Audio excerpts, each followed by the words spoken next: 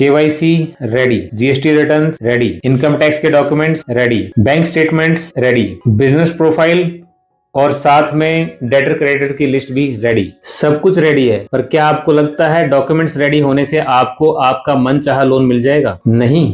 अच्छा, मैं सिविल के बारे में भूल गया। अभी भी नहीं।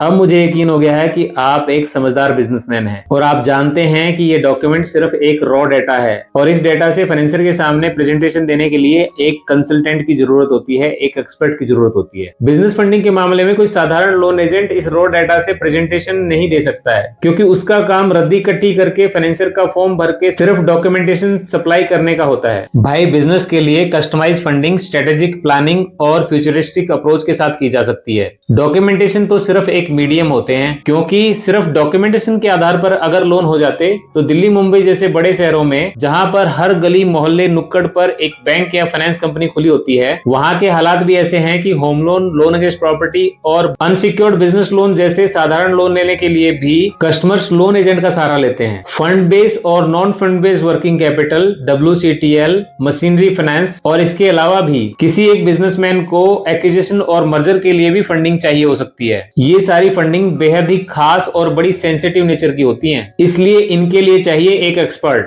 और हम पिछले 23 सालों से यही करते आ रहे हैं और हमने हजारों कस्टमर्स को सक्सेसफुल सर्विसेज दी हैं। इसलिए अब सोचिए मत, स्क्रीन पर दिए गए मोबाइल नंबर पर सीधा कॉल करके मीटिंग फिक्स कर लीजिए, क्योंकि मिलने से बहुत सारे कंफ्यूजन दूर होते हैं और विश्वास बढ़ता है। क्योंकि मेरा दावा है कि एक बार अगर आप मुझसे मिल गए तो आपको खुद ही यकीन हो जाएगा कि हम 100% का दावा तो नहीं करते हैं, लेकिन हम उससे कम भी नहीं रहते।